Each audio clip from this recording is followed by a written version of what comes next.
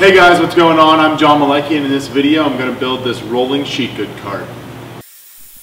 So here I'm just using my track saw to break down the sheet goods. I break everything down to get it to where I can run it on the table saw, and it makes things a lot easier. There I'm using the Festool TS55. Bought that a couple months back. Great tool. I highly suggest it if you guys run anything Festool. Here I am getting everything dimensioned to length and width from my notes on where I need it on the table saw.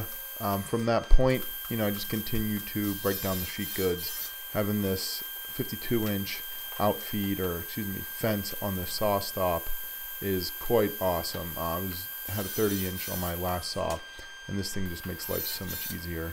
Here you can see the outfeed table from my last video. If you haven't seen that video, go check it out. It's a two-part series. Came out pretty cool. Now I'm breaking down the dividers for the front of the cart. I can't get my stop the whole way into the 6 inches I needed, so I just use a square piece of plywood there to mark it, and I definitely need to make some dust collection if you guys have noticed. Here's a 2x4 for the base. The base is just a box, kind of torsion boxy, I guess. With 2x4s, these are some pretty straight ones I got from Home Depot, so I didn't have to mill them down at all. And then I break down all the stretchers that are going to go in between it for support.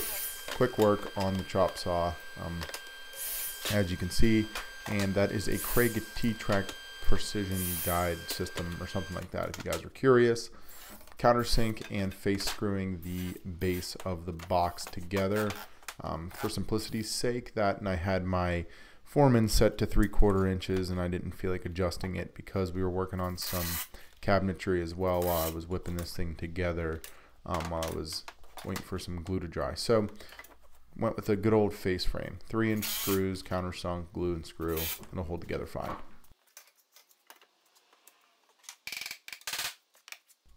So as we all know, sometimes 2x4s don't like to cooperate. Throw a little clamp on there, squeeze them into place, get things nice and snug, screw it together. This is the stretchers. I marked them off at 24 inches. It's a 6-foot box, I believe, so they're broken down into thirds. This is me just marking it off, countersinking, face screwing it in. You can see there how they line up. Here I'm adding glue to the base, and then I'm going to drop the sheet on top of it that will mount all of the rest of the cart. The wood itself was construction grade, so it's pretty shitty. It's got a good curve or bow or whatever you want to call it in there. And fortunately, they had them on like the 4th rack at Home Depot, so I didn't feel like pulling down 20 sheets to get some flat ones. So I went with the curved ones, and it ended up being a pain in my ass throughout this short, quick build. So I suggest using something that's flat and straight if you're going to build anything like this. So here you go. I'm using 1¼ inch screws with glue after I mark out where the lines are, and just burying this bad boy down. Probably didn't need to countersink them, but I had it on the drill driver set, so went ahead and did that. Speaking of drill drivers, I'm really loving this 18-volt subcompact Makita if you guys are in the market. Here I'm putting some pocket holes on 3 sides of the middle divider of the little bin in the front of this thing. Foreman makes quick work of this, and if you have anything next to those, like you see I have my router table, I line that all up so it sits nice and flat. Back to the box itself, face glue and screw the sub carcass together. Now you could just pocket hole straight down into the sub base or the floor or whatever you want to call it. I just tend to like to do things excessively large and heavy, and it kind of bit me in the ass in this project, and I'll touch on that once I get there. But here you go, just some countersunk holes and putting some face screws in there to keep that sucker tight together and square. Back over to the Foreman, I'm putting the holes in the dividers, 2 sides here, because you're gonna have to face screw the front plate on, because the impact gun doesn't get down into those boxes with the square bit on it for the pocket holes. Finishing up the last boards with some pocket holes in those as well, and then I will whip this bad boy together. So chugging along here, I'm marking off some lines on the interior of that sub box and putting the middle plate in there. One thing I would suggest if you're going to build something like this or along these lines is don't use so much wood.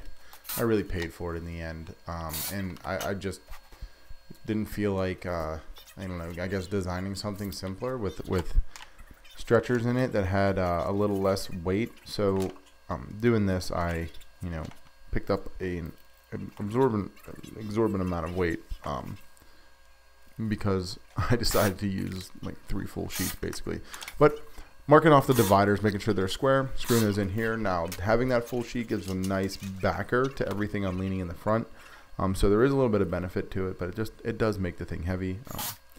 Glue and screw and putting these into place. If you guys can see from there why I couldn't put pocket holes on all 3 sides, and that's the impact gun doesn't really get in there too well. I didn't want to make these too big and too deep because I don't like keeping a ton of scrap wood and sheet scrap around.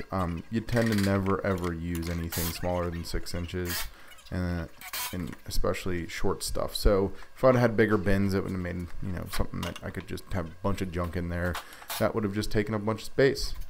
And there's my back because I'm a terrible videographer. But moving along, I'm screwing on the face now. So the measurement here, obviously I'm making everything like 1.5 inches over to compensate for those edges when it comes down to those rip cuts from the beginning. If you're doing something like this. Face screws, I don't know if I think I used glue on the front too. Didn't know if I'd want to take that off down the line. But just feeling out where the screws are going and attaching them to each stretcher. I think I didn't use glue, I don't know, just because I might want to remove those later, but I could probably just beat them out with a hammer.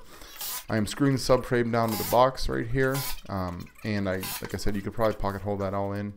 Here are more face screws to put the back plate on. Now this is where I was really stupid. I should have definitely had stretchers instead of a full sheet back here, and it would have probably worked out 10 times better and been cheaper, and I could have probably got it done with 2 sheets. I'm putting this front cleat on to hold all the big sheet good. I used the scrap piece of ply and screwed the 2x4 to it with some glue, and that just brackets right onto the front of that box on the bottom. And then I came back with a countersink and screwed the 2x4 down into the box itself, and you can see doing that right here with some 3-inch decking screws. I'm mounting a little block right here and putting the casters on, and we're in the home stretch. That block just gives that place for that 4th screw to grab into, and because these were some big casters I repurposed off of my old dust collector, so you can make use of all that stuff because I had to pitch it. I blew the motor out. Go figure. I broke something. Yep, so simple. Keeping it all locked up on casters so I can move it around, and now it's time to throw some handles on and fill this bad boy up. So basically I just take all the scrap wood that's underneath my outfeed table after this and start filling up the bins. And you can see it's just a really simple, quick project. I wanted somewhere to put like half cut and quarter cut sheets. I don't like to keep a lot of small stuff. Like I said before, if I can make some modifications, I would probably only have stretchers on the back there, 4 of those, and I would cut the side plates back to an angle. I thought I would be leaning out a little bit more. After this, I throw some sheet good on there, and I think it fits about a dozen pieces of 3/4 inch. And that's a wrap. This project in whole probably took me an hour, and I lost the audio on the outro, so I want to thank all you guys for tuning in. Really quick, easy, dirty project. You could probably throw something together similar in your own shop and be out the door in, I don't know, a quarter of a day doing it. So thanks, guys.